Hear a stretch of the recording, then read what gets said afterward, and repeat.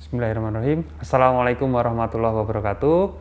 Hari ini kita akan belajar terkait praktikum kelima, yaitu adalah konseling pada keluarga.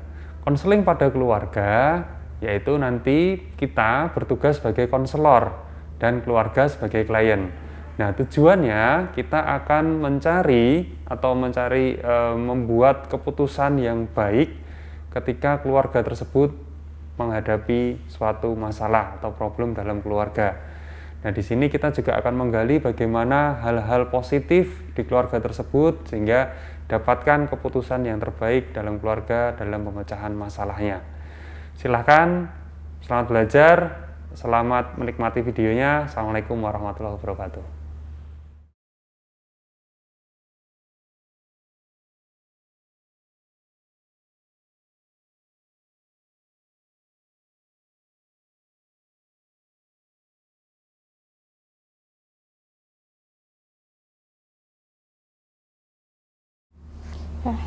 Assalamualaikum Ibu, selamat sore. Bagaimana kabarnya?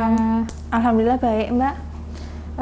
Baik Ibu, terima kasih. Perkenalkan, nama saya Perawat R ya Bu ya, dari Puskesmas Kasihan 1. Ini benar dengan Ibu F ya, yang ada di RT 4 Desa Ngebel? Iya benar Mbak. Ya baik Ibu, saya di sini sesuai janjian kita kemarin pada saat Ibu datang ke Puskesmas ya Bu ya. Jadi saya di sini akan melakukan kunjungan rumah dan konseling terkait masalah obesitas yang dialami kedua putri Ibu, begitu nggih Bu nggih. Nanti waktunya kurang lebih sekitar 30 menit saja Bu. Tempatnya di sini, dan insya Allah nanti apa yang kita bicarakan itu hanya akan diketahui oleh saya dan digunakan untuk kepentingan keluarga Ibu saja, seperti itu. Bagaimana Bu, bersedia? Oh ya, bersedia Mbak. Saya tuh udah pusing banget itu loh, anak saya tuh gendutnya tuh nggak wajar gitu loh Mbak. Oh baik Ibu. Sebelum kita mulai, ada yang mau ditanyakan terlebih dahulu Bu? Nggak ada. Tidak ada. Baik, kalau tidak ada langsung kita mulai saja Bu. Ya Bu ya, Bismillahirrahmanirrahim.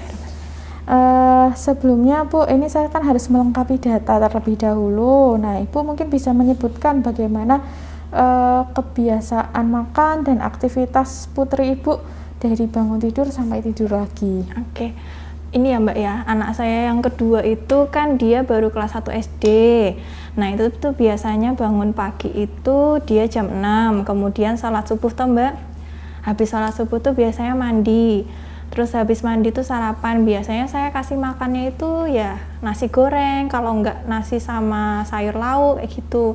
Habis itu ya saya kasih susu Mbak, pakai gelas besar kayak gitu. Setelah itu baru rapi-rapi siap-siap buat ke sekolah. Nah, berangkat ke sekolahnya itu biasanya diantar sama bapaknya loh Mbak. Diantar sama bapaknya naik motor. Padahal tuh sekolahnya tuh cuma di ujung jalan itu loh Mbak. Jadi tuh anak saya tuh males buat jalan kaki kayak gitu. Padahal tuh teman-temannya tuh pada jalan kayak gitu, tapi anak saya tuh bareng sama bapaknya. Seperti itu Mbak. Terus habis itu jam 11-an jam 11-an tuh biasanya pulang. Habis pulang itu dia ini kan Mbak, makan dulu toh siang, habis itu salat duhur. Nah, salat duhur itu nanti dia nonton TV sambil ngemil Mbak. Biasanya ya saya sediain kayak ngemil singkong-singkong kayak gitu, keletian kayak gitu Mbak. Habis itu biasanya tidur siang dulu toh Mbak.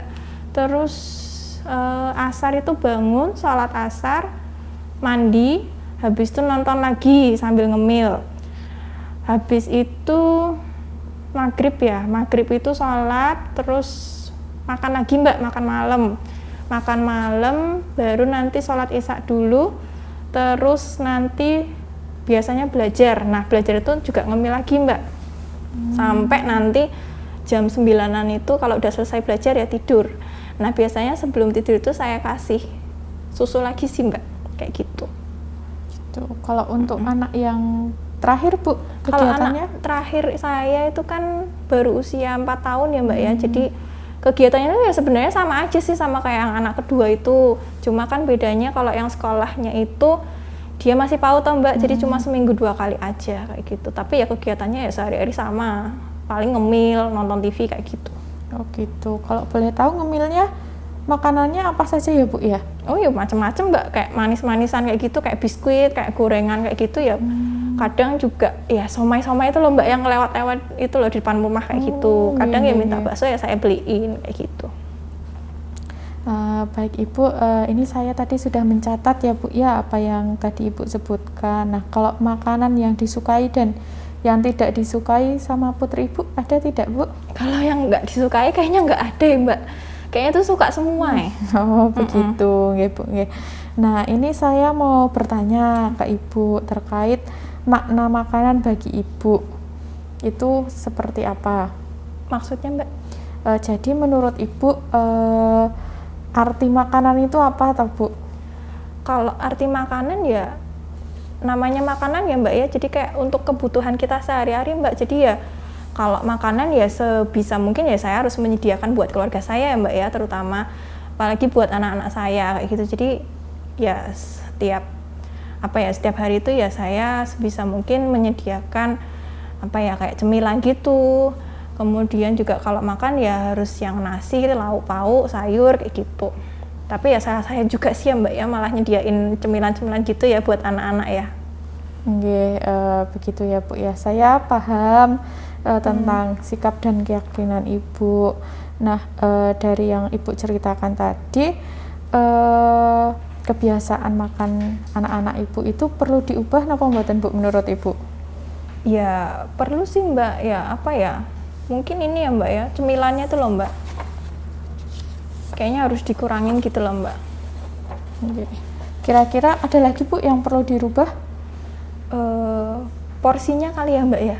Porsinya kok kayaknya banyak banget ya anak saya tuh makan, sekali makan tuh kayaknya banyak banget gitu loh.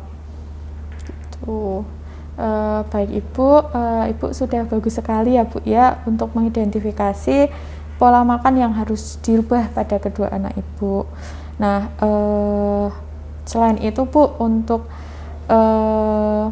diet pada anak-anak itu harus ada beberapa hal yang dipertimbangkan Bu. Jadi misalnya pertama usianya ya Bu ya, terus tahapan tumbuh kembangnya, terus kebutuhan uang untuk membeli makanan yang banyak, terus belum juga budaya kita ya Bu ya, kalau misalnya ada orang gemuk itu sering diejek kayak gitu ya Bu ya. Nah, jadi saat Ibu merencanakan diet yang tepat untuk kedua anak Ibu itu memang ada hal-hal tadi yang saya sebutkan itu yang harus dipertimbangkan seperti itu. Iya ya Bu.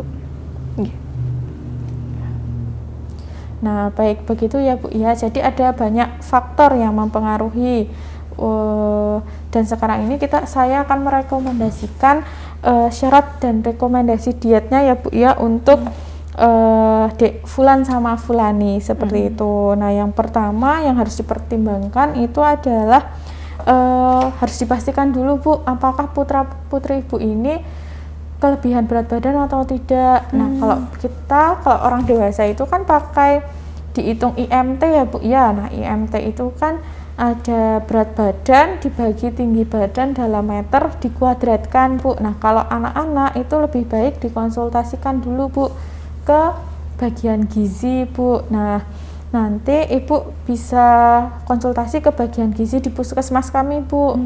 Seperti itu. Terus yang kedua, dimulai dietnya itu pelan-pelan Bu, jangan langsung di stop kayak gitu, tapi dikurangin. Jadi tujuannya itu bukan untuk menurunkan berat badan, tapi mengajarkan kebiasaan baru yang lebih sehat seperti itu ya Bu ya. Terus tadi misalnya porsinya bisa dikurangi, terus susunya misalnya mau diganti dari susu, biasanya susu apa Bu? Iya, susu sapi itu loh Mbak. Oh ya, nanti bisa diganti pakai susu yang lebih rendah lemaknya seperti itu Bu. Terus camilannya mungkin bisa diganti pakai buah-buahan seperti itu. Nah, terus konsumsi makanan yang sehat Bu yang ketiga. Jadi untuk anak-anak itu sama seperti orang dewasa, makanannya itu 5 porsi sayur dan buah seperti itu Bu. Jadi biar kebutuhannya itu terpenuhi. Terus selanjutnya yang keempat Bu, jadi porsi makannya Bu, kalau orang dewasa kan pakai piringnya yang besar, kalau anak-anak itu pakai piringnya yang lebih kecil seperti itu Bu. iya. Nggih, jangan pakai piring yang dewasa ya Bu ya, jangan Iya. disamakan Iya, sama Mbak. bapak ibunya. Nah, terus selanjutnya Bu, bisa diajak anak-anaknya untuk olahraga atau aktivitas fisik, misalnya jalan kaki atau main-main. Nah, itu totalnya itu sekitar 1 jam atau 60 menit dalam satu hari. Ya. Terus selanjutnya itu kita sebagai orang tua itu jadilah contoh yang baik untuk anak-anaknya seperti itu Bu. Jadi jenengan sama suami itu bisa mencontohkan perilaku yang sehat nggih Bu nggih. Jadi biar anaknya nanti meniru seperti itu. Terus selanjutnya itu terkait gadget dan menonton TV tadi saya catat ini banyak Mbak. menonton televisinya ya Bu Tiap ya. hari, Mbak. Nah, itu mungkin bisa dibatasi atau dikurangi ngoten nggih Bu nggih. Idealnya untuk menonton televisi itu dalam sehari itu hanya 2 jam saja Bu. Kayak gitu. Susah ya Mbak itu tuh. Nah, nanti mungkin bisa dikurangi sedikit demi sedikit ya Bu ya, diajakin kegiatan yang lainnya. Setelah itu jangan menggunakan suplemen atau obat diet ya Bu ya kepada anak-anak, itu takutnya berbahaya. Terus selanjutnya itu bisa mengajak anggota keluarga yang lain itu untuk mengubah pola hidupnya. Terus selanjutnya bisa juga anak-anaknya itu diajak berdiskusi Bu terkait kesehatan seperti itu. Iya. Nggih Bu. Jadi begitu Bu. Ada yang mau ditanyakan Bu?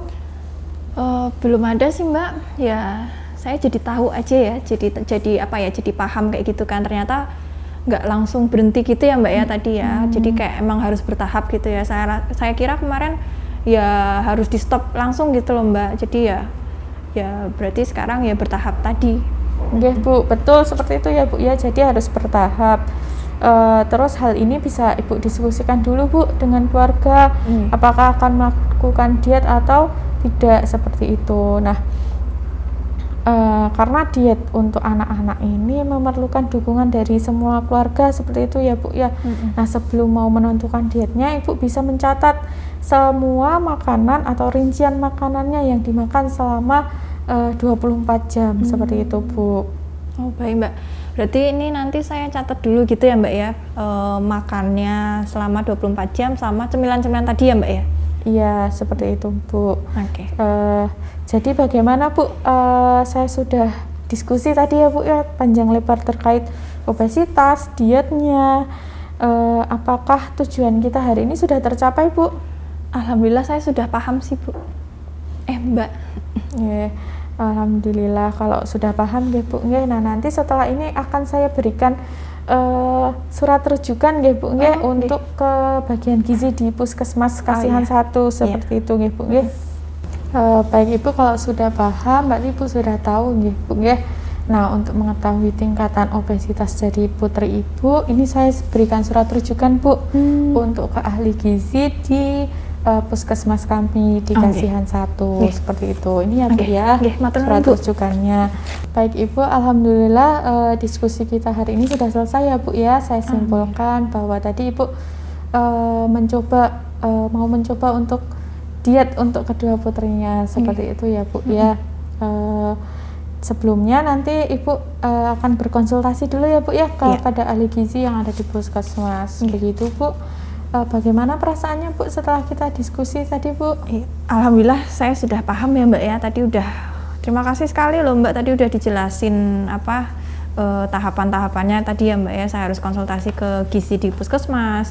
Kemudian apa untuk dietnya anak saya. Yang kedua itu kan susah sekali ya Mbak ya. Orang biasanya tuh kayak saya pernah ngelakuin diet buat anak saya itu tapi kayak cuma bertahan 1-2 hari gitu loh Mbak. Habis itu ya balik lagi ke kebiasaan yang sebelumnya gitu. Oh nggih Ibu, tadi Ibu sudah baik sekali menjelaskan bagaimana pola makan, pola aktivitas putri-putrinya ya Bu ya, dan Ibu sudah punya semangat untuk merencanakan diet untuk putri-putrinya agar lebih sehat lagi seperti itu ya Bu ya. Nah, mungkin nanti Senin depan kita bertemu di Puskesmas nih Bu ya untuk merencanakan menyusun jadwal untuk diet untuk putri-putrinya seperti itu ya Bu ya. Iya, boleh Mbak. Baik, terima kasih ya Bu ya. Alhamdulillah diskusi kita hari ini sudah lancar. Saya mohon pamit terlebih dahulu ya Bu ya. Yes. Assalamualaikum Bu. Waalaikumsalam warahmatullahi wabarakatuh.